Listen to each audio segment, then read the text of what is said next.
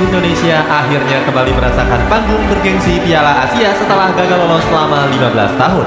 Tak heran banyak masyarakat tanah air yang cukup antusias mengawal perjuangan anak-anak merah putih di Qatar. Berbagai momen-momen unik sudah banyak tersaji untuk membakar semangat para pemain. Peserta Piala Asia juga dibuat kagum dengan keramahan dan budaya yang diperkenalkan oleh masyarakat Indonesia. Kita coba merangkum momen-momen unik Indonesia di Piala Asia sebagai berikut. Tim nasional Indonesia seakan beruntung dengan ditunjuknya Qatar sebagai tim tuan rumah. Negara Timur Tengah ini mempersiapkan seluruhnya dengan sangat baik dan terkesan cukup glamor. Salah satunya adalah mempersiapkan 900 bus mewah untuk para peserta Piala Asia. Dengan dominasi berwarna merah putih, bus timnas Indonesia ini memiliki desain yang cukup elegan. Bus dengan basis listrik itu juga akan mengangkut para penonton dari berbagai titik, termasuk bisa mengangkut penggemar dari stasiun, bandara hingga menuju venue Piala Asia. Qatar juga menyediakan bus khusus untuk mengangkut awak media. Ini bukan yang pertama kalinya untuk Qatar menyediakan fasilitas mewah di perhelatan besar. Berikutnya, Qatar juga menyambut peserta Piala Asia dengan berbagai atribut yang terpasang di sudut-sudut kota. Mereka memasang sejumlah bendera bak seperti Piala Dunia yang lalu. Netizen gagal fokus dengan bendera Indonesia yang bersanding dengan sejumlah negara kuat. Para netizen juga mengaku bangga dengan lolosnya timnas Indonesia ke panggung Piala Asia. Sejumlah gedung-gedung tinggi di Qatar juga gak ketinggalan menyambut datangnya Piala Asia. Salah satu warga negara Indonesia mengabadikan momen tersebut. Akun Instagram Pusdanipa mengunggah sudut gedung kota di dalam Qatar yang dihiasi oleh pernak-pernik bendera peserta. Pusdanipa juga gak lupa mengabadikan saat bendera Indonesia berkibar. Para netizen mengucapkan terima kasih kepada Qatar yang telah menyambut Indonesia dengan baik. Pada saat sesi pembukaan, Qatar juga menyuguhkan berbagai pertunjukan yang megah. Mereka mengusung tema keberagaman yang sejalan dengan nilai-nilai leluhur negara Qatar. Agenda pembukaan Piala Asia diawali dengan peluncuran kembang api. Dan cuma itu, beberapa tabuhan musik dan gemerlap tata cahaya juga menghiasi langit di Qatar.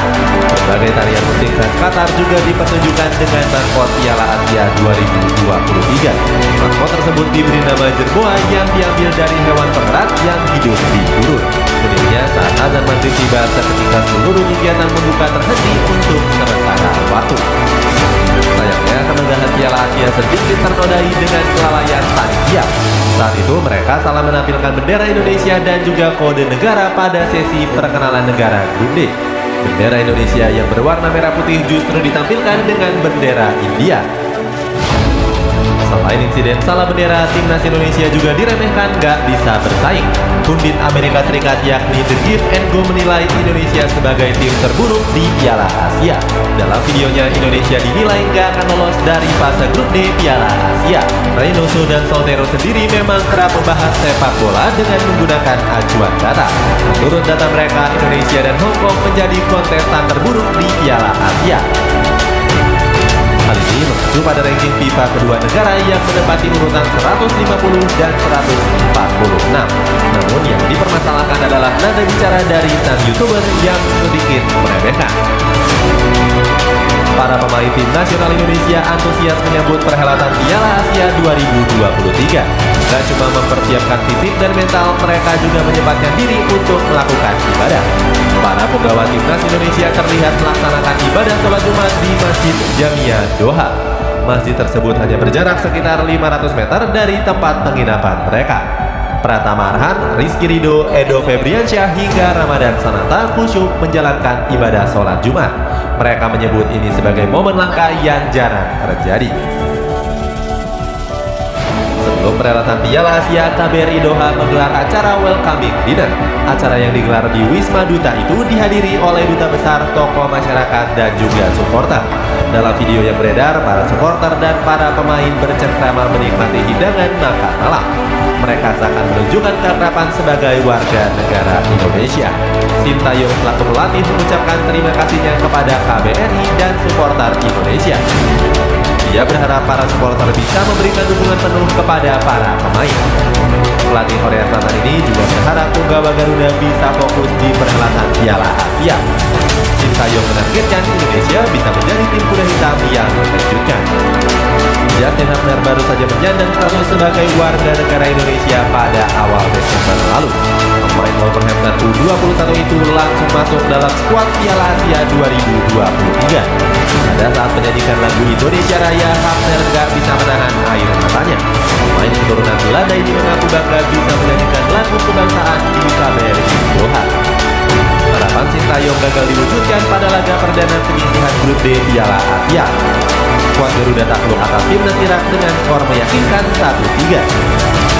Sebelum pertandingan, terlebih dahulu supporter timnas Indonesia mendapatkan ejekan di kereta. Ejekan tersebut dilontarkan oleh salah satu supporter tim nasional Irak. Dalam video yang beredar, supporter Irak membentangkan 5 jari sambil berkata "fight". Angka 5 sendiri mengacu saat kekalahan Indonesia atas Irak di laga kualifikasi Piala Dunia. Supporter Indonesia yang mendapatkan ejekan hanya bisa terdiam dan gak melontarkan satu kata pun. Gak cuma dari para supporter, pertandingan Irak dan Indonesia juga memanas dengan perseteruan pelatih. Sintayong menuduh Irak telah diuntungkan wasit dengan disahkannya gol kedua. Namun Jesus Casas selaku pelatih langsung membalas tuduhan tersebut. Pelatih kelahiran Madrid ini menyebut wasit Ilgiz Tantasev sudah menjalankan tugasnya dengan baik. Casas menilai wasit asal Uzbekistan ini cukup adil memimpin pertandingan. Dia menyarankan Sintayong untuk tetap menghormati keputusan dari sang pengadilan lapangan. Perhelatan Piala Asia 2023 juga menjadi ajang pamer budaya Indonesia di Qatar.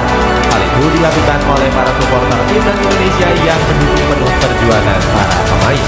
Kegembiraan selalu terpancar kepada supporter tim nasional Indonesia. Mereka bahkan berjoget bersama disertai dengan lagu rokat yang dipopulerkan oleh Happy Asmara. Dalam video yang diunggah oleh Puspa Kinaria, para supporter bernyanyi di perhelatan Stadion Ahmad bin Ali. Gak cuma itu, mereka juga menampilkan tarian khas tanah air. Oke, teman-teman pecinta sepak bola, bagaimana tanggapan Anda terhadap komposisi tersebut? Salam satu hobi pecinta sepak bola.